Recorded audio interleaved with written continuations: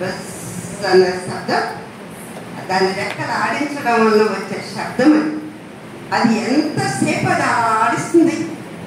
దాని రెక్కలు ఎంత సెన్సిటివ్గా ఉంటాయి, అయినా సరే ఆడిస్తూనే ఉంటుంది. దాని నుంచి మనం నేర్చుకోవాలి పరిశ్రమ చేయడం. తేనెను సమకూర్చుతుంది.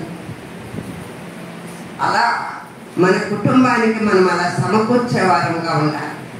రెండవ లక్షణము, శత్రువుల మీద దాడి చేస్తే మామూలుగా వదిలిపెట్టదుగా. అవునా? ఎప్పుడన్నా మీకు తెంటెక్కలు కుట్టియా? కుట్టను అనుకోసారి కుట్టించాలి, చట్టం లేదు అసలు. తేనెటీగ, కందిరీగ నన్ను తేనెటీగలు కుట్టి కందిరీగలు కుట్టి నాకు తెలియదు. మా మొక్కల్లోకి వెళ్తే అక్కడ కందిరీగల ఏమన్నా దాని యొక్క నివాస భీము ఉంది. దాంట్లో నుంటాయి, కొడతాయి, దాన్ని డిస్టర్బ్ అవుతాయి, కొడతాయి అనేది అప్పటి వరకు నాకు తెలియదు. 17 కందిరీగలు కుట్టినాయి. 17 ముళ్ళు తీశారు మా నాన్నగారు.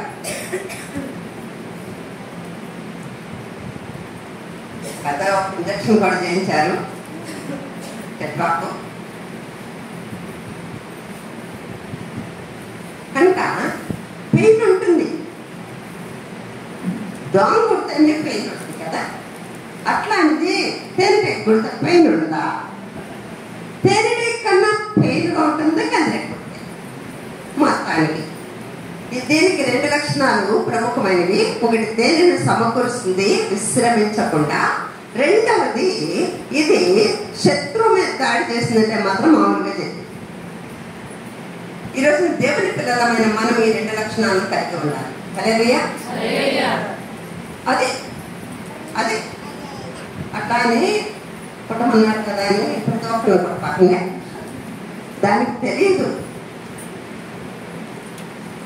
దానికి ఎవరిని కుట్టాలి ఎవరిని కుట్టకూడదు అనేది దానికి తెలియదు. కానీ మనం ఎవరిని కుట్టాలో మనకు బాగా కదా.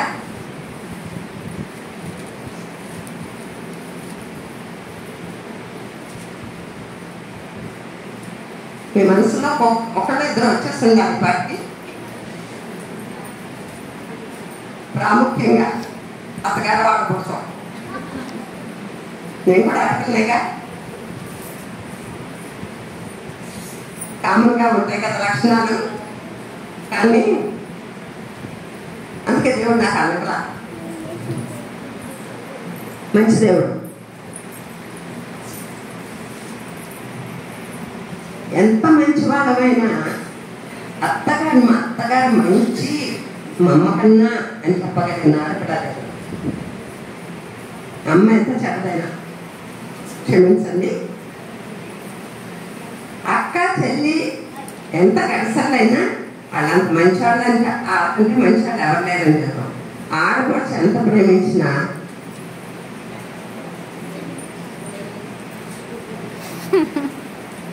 ఒక మంచి చెప్పకపోతే చెప్పకపోయాను, మౌనంగా కూడా ఉన్నాగా.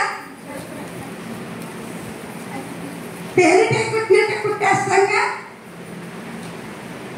అట్లా నిజంగా నువ్వు క్రైస్తవ దేవుని బిడ్డవైతే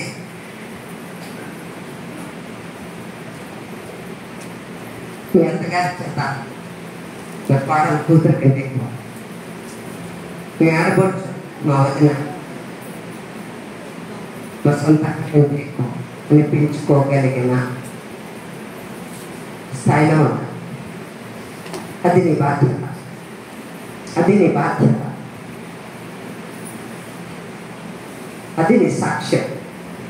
మనల్ని ప్రేమించేవారు లేకపోతే వీళ్ళు మన గురించి సాక్ష్యం చెప్పడం కాదు. మనల్ని వాళ్ళు చూసినంత దగ్గరికి ఇంకెవరో చూడ మన వ్యక్తిగతంగా కనుక వాళ్ళ చేత అట్టి సాక్ష్యము పొందగల. అదంత ఈజీ అయితే కాదు, కానీ అసాధ్యం కూడా కాదు.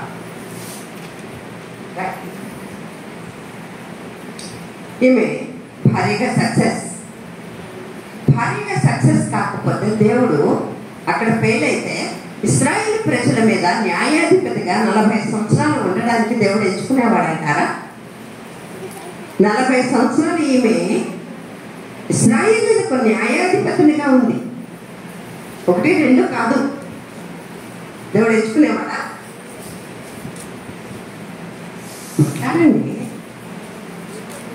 మాట్లాడాలి. అదే అంటున్నా, మాట్లాడాల్సినప్పుడు మాట్లాడాలి కదా. నేను మా కాలేజ్లో స్కూల్ పిల్లలకి 100 మార్కులు ఉన్నాం. 80 ఇస్తాను, 20 నా ఖాతాలో ఉంచుకుంటా. క్లాస్లో వాళ్ళు రెస్పాండ్ అయిన విధానాన్ని బట్టి, వాళ్ళ పర్సనల్ లైఫ్ బట్టి, క్యాంపస్ లైఫ్ని బట్టి ఇవన్నీ పరిగణలోనికి తీసుకుంటాను. ఆ 20 మార్కులు వాళ్ళకి యాడ్ చేస్తాను. కేవలం స్టడీస్ని పరిగణలోనికి తీసుకోం. వాళ్ళ క్యాంపస్ లైఫ్ చూస్తాం, క్లాస్లో వాళ్ళు రెస్పాండ్ అయ్యే దాన్ని బట్టి చూస్తాం. మరి ఇప్పుడు మీరు క్లాస్లో ఉన్నారు కదా, అవునా? డియర్ సిస్టర్స్, మిమ్మల్ని నేను బ్రతిమాలుకునేది కాళ్ళు చాపుకోండి, కానీ రిలాక్స్ అయ్యి మధ్యాకాశానికి వెళ్ళబాకండి. రైట్? అదే 40 సంవత్సరాలు ఆమె ఇశ్రాయేలీయులకు న్యాయం తీర్చింది అంటే రచ్చబండ దగ్గరండి, సరళ వృక్షం కింద కూర్చునండి, గవిని దగ్గరండి ఒక ఆడది ఆ కాలంలో అట్లా చేసింది అంటే ఇశ్రాయేలీయులందరికీ ఆమోదయోగ్యమైందా? ఎవరన్నా విమర్శించినట్లు బైబిల్ ఎక్కడన్నా వ్రాయబడి ఉందా? ఆమోదయోగ్యమైంది. ఆమె భారీగా సక్సెస్ అయింది, తల్లిగా సక్సెస్ అయింది, కుటుంబ బాధ్యతలలో అన్నింటిలో సక్సెస్ అయింది. అందుకే దేవుడు తీసుకొచ్చి ఆ ఉన్నతమైన స్థానంలో ఆమెను కూర్చోబెట్టాడు దేవుడు. అంతేగాని నువ్వు మిగిలిన వాటిలో ఫెయిల్ అయితే ఆమెను తీసుకొచ్చి అక్కడ కూర్చోబెట్టాడు.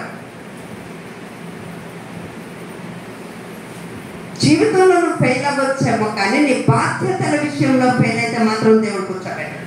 జీవితంలో నువ్వు ఫెయిల్ అయినా పర్వాలేదు, దేవుడు ఎంత స్థితికైనా హెచ్చించడానికి నిన్ను తీసుకెళ్తాడు. కానీ బాధ్యత విషయంలో ఫెయిల్ అయితే మాత్రం దేవుడు. ఆమె వాటిల్లో సక్సీడ్ అయింది, చేయగలిగేది, చక్కగా నిర్వర్తించగలిగేది. అందుకే దేవుడు 40 సంవత్సరాలు ఆమె ఇశ్రాయేలీయుల మీద మామూలు విషయం. 40 సంవత్సరాల ఒక స్త్రీ న్యాయాధిపతిగా, ప్రవక్త్రిగా ఉంది అంటే ఈరోజు నేను మీకు మాటిస్తున్నాను, మీ ఇంటికి మీరు న్యాయాధిపతిగా పత్నిగా ఉండబోతున్నారు, ప్రవక్తనిగా ఉండబోతున్నారు. మీరు కనుక దేవుడు చెప్పినట్టుగా మీరు జీవించగలిగితే, హల్లెలూయా, మీరు చాలాసార్లు వాపోతున్నారు. మీరు ఎంతో మంచి సలహా ఇస్తారు, కానీ నా భర్త దాన్ని స్వీకరించట్లా. నేను ఎంతో మంచి మాటలు చెప్తున్నా, కానీ నా బిడ్డలు వాటిని పట్టించుకోవట్లా. నేను ఎన్నో విషయాలు చెప్తున్నా, కానీ నా మాట ఎవ్వరు లెక్క చేయట్లా అని వాపోని వాళ్ళు ఎవరన్నా ఉంటే దేవుని వాపోని అమ్మాయి, మా అమ్మ ఎప్పుడు నా మాట వినదు కదా, ఎంత మంచి చెప్పినా. Youngsters, I'm talking with you, I'm speaking to you, am I right? పక్కన మా అమ్మ సేవ అనుకుంటున్నాను, సైలెంట్గా ఉంటున్నారు. వాళ్ళ కళ్ళు నాకు కనపడుతున్నాయి, వాళ్ళ నవ్వులు నాకు కనపడుతున్నాయి, వాళ్ళ మూమెంట్స్ నాకు తెలుస్తున్నాయి కదా.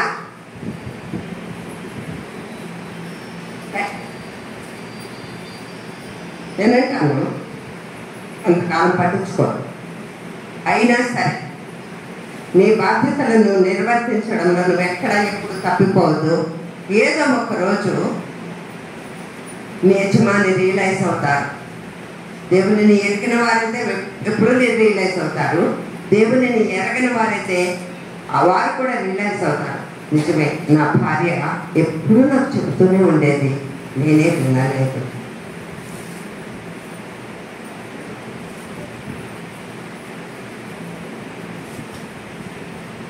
అప్పటి నుంచి ఏం చేస్తారు తెలుసా? అమ్మా ఏం చేయమంటావు దీంట్లో? నువ్వు చెప్పు అన్నాడు. అదేంటి ప్రవర్తనగా నేను గుర్తించలేదా? నువ్వు చెప్పే మాట గొప్పదిగా వారికి అనిపించలేదా? మొదట్లో తెలియదా, కానీ తర్వాత నిన్ను సంప్రదించకుండా ఏమీ చెయ్యదు. చాలా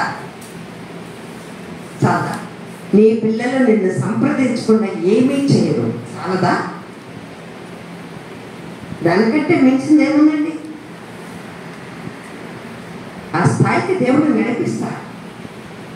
అంతేకాదు నీ బంధువర్గం అంతా కూడా పౌలు చెబితే